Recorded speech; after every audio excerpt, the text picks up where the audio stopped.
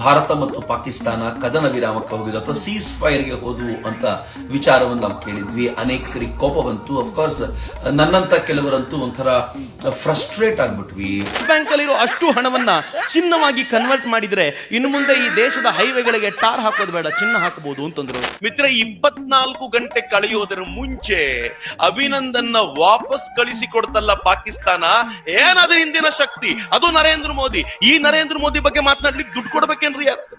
ಅಬ್ಬಬ್ಬಾ, ಬಾಯಿ ಬಿಟ್ರೆ ಬರೀ ಸುಳ್ಳು, ಕೂತ್ರು ಸುಳ್ಳು, ನಿಂತ್ರು ಸುಳ್ಳು. ಒಟ್ನಲ್ಲಿ ಈ ವ್ಯಕ್ತಿ ಮಲಗಿ ನಿದ್ದೆ ಮಾಡ್ತಾ ಇದ್ರೂ ಸಹ ಕನವರಿಕೆಯಲ್ಲೂ ಸುಳ್ಳನ್ನೇ ಹೇಳ್ತಾನೆ.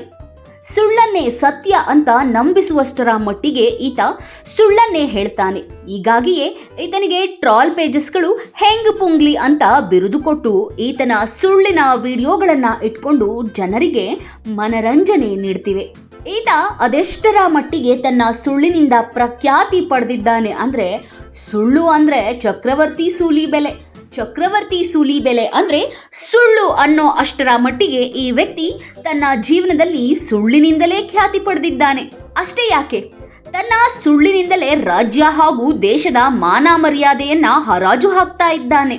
ಒಬ್ಬ ವ್ಯಕ್ತಿ ಒಂದು ಸುಳ್ಳನ್ನ ಮುಚ್ಚಿ ಹಾಕೋಕೆ ಇನ್ನೊಂದು ಸುಳ್ಳು ಹೇಳೋದಕ್ಕೆ ಹೆದರ್ತಾನೆ.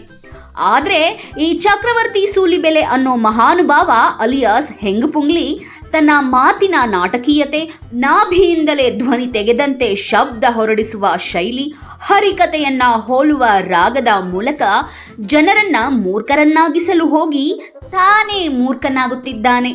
ಈ ಚಕ್ರವರ್ತಿ ಸೂಲಿಬೆಲೆ ತನ್ನ ಸುಳ್ಳುಗಳಿಗಾಗಿ ಬೇರೆ ಬೇರೆ ದೇಶಗಳಲ್ಲಿ, ಬೇರೆ ಬೇರೆ ರಾಜ್ಯಗಳಲ್ಲಿ ಇರುವ ಆತನ ಅನಾಮಿಕ ಕಸಿನ್ ಸಿಸ್ಟರ್ಗಳನ್ನ ಹಾಗೂ ಮಿತ್ರರುಗಳನ್ನ ಸೋರ್ಸ್ ಆಫ್ ಇನ್ಫಾರ್ಮೇಶನ್ ಮಾಡಿಕೊಂಡು ಬಂಡಲ್ ಗಟ್ಟಲೆ ಸುಳ್ಳಿನ ರೈಲನ್ನ ಬಿಡ್ತಲೇ ಇರ್ತಾನೆ. ಎಷ್ಟು ವರ್ಷ ಸುಳ್ಳನ್ನ ಹೇಳಿಕೊಂಡು ಬಂದು ಜಗತ್ತಿನ ಮುಂದೆ ಬೆತ್ತಲಾಗಿ ನಿಂತಿದ್ರು ತನ್ನ ಹಳೆ ಚಾಳಿ ಬಿಡದ ಈ ಚಕ್ರವರ್ತಿ ಸೂಲಿಬೆಲೆ ಮೊನ್ನೆ ನಡೆದ ಆಪರೇಷನ್ ಸಿಂಧೂರ್ ವಿಚಾರದಲ್ಲೂ ಸುಳ್ಳಿನ ಸರಮಾಲೆಯನ್ನ ಸೃಷ್ಟಿಸಿ ಈಗ ನಗೆಪಾಟಲಿಗೆ ಈಡಾಗಿದ್ದಾನೆ.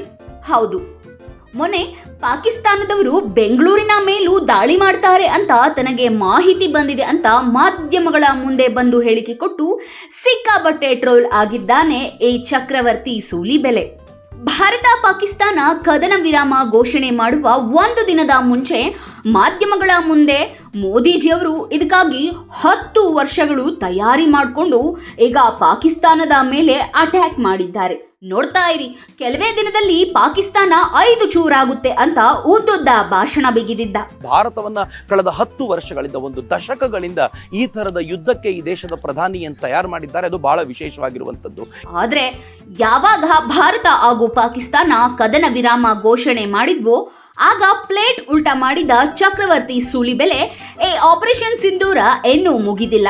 ನೋಡ್ತಾ ಇರಿ, ಮೋದಿ ಇನ್ನೇನು ಆಪರೇಷನ್ ಸಿಂಧೂರ 3.0 ಶುರು ಮಾಡಿ ಪಾಕಿಸ್ತಾನವನ್ನ 4 ಚೂರು ಮಾಡಿ ಬಿಡ್ತಾರೆ ಅಂತ ಭಯಂಕರ ಸುಳ್ಳು ಹೇಳಿದ್ದಾನೆ. ಅದೇನೋ ಜಾಗೋ ಭಾರತ್, ನಮೋ ಬ್ರಿಗೇಡ್, ಯುವ ಬ್ರಿಗೇಡ್ ಮೂಲಕ ಯುವ ಜನರ ಮುಂದೆ ಹಲವು ಕಟ್ಟು ಕತೆಗಳ ಮೂಲಕ ದೊಡ್ಡ ಸುಳ್ಳಿನ ಕೋಟೆಯನ್ನೇ ಕಟ್ಟುಬಿಟ್ಟಿದ್ದಾನೆ ಈ ಚಕ್ರವರ್ತಿ ಸೂಲಿಬೆಲೆ. ಹಲವು ವರ್ಷಗಳಿಂದ ಲಾಭಕ್ಕಾಗಿ ನೂರಾರು ಸುಳ್ಳುಗಳನ್ನ ಹೇಳಿ, ನೂರಾರು ಕತೆಗಳನ್ನ ಕಟ್ಟಿ ಸಾರ್ವಜನಿಕವಾಗಿ ಬೆತ್ತಲಾಗಿ ಇಂದು ಈ ಚಕ್ರವರ್ತಿ ಸೂಲಿಬೆಲೆ ನಿಂತಿದ್ದಾನೆ.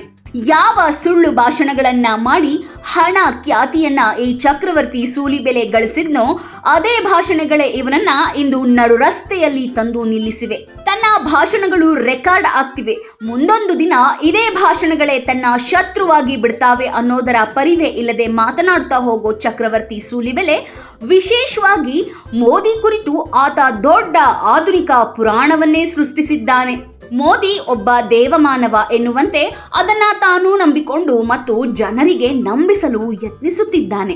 ಇಷ್ಟೇ ಅಲ್ಲದೆ ಬುಲೆಟ್ ಟ್ರೈನ್, ಚಿನ್ನದ ರಸ್ತೆ ಅಂತೆಲ್ಲ ಯುವಕರ ಮುಂದೆ ಕತೆ ಕಟ್ಟಿದ್ದ ಸೂಲಿಬೆಲೆ ತನ್ನ ಸುಳ್ಳು ಜಗಜ್ಜಾಹಿರು ಆಗಿದ್ರೂ ಸ್ವಲ್ಪವೂ ನಾಚಿಕೆ, ಮಾನ, ಮರ್ಯಾದೆ ಇಲ್ಲದೆ ಸುಳ್ಳು ಹೇಳುವ ಕಲೆಯನ್ನ ಎಂದಿಗೂ ಮುಂದುವರಿಸುತ್ತಿದ್ದಾನೆ. ಏನೋ ಜನ ಆರಂಭದಲ್ಲಿ ಈತ ಹೇಳ್ತಿದ್ದ ಸುಳ್ಳಿನ ಕತೆಗಳನ್ನ ನಂಬ್ಕೊಂಡಿದ್ರು. ಆದ್ರೆ ಯಾವಾಗ ಈ ತರ ಒಂದೊಂದು ರೀಲ್ಗಳು ಜನರ ಮುಂದೆ ಬಂದವೋ ಎಚ್ಚೆತ್ತುಕೊಂಡ ಜನರು ಮಹಾನ್ ಸುಳ್ಳುಗಾರ ಚಕ್ರವರ್ತಿ ಸೂಲಿಬೆಲೆಯ ಭಾಷಣಗಳನ್ನ ಒಂದು ಎಂಟರ್ಟೈನ್ಮೆಂಟ್ ಎನ್ನುವಂತೆ ನೋಡ್ತಾ ಇದ್ದಾರೆ.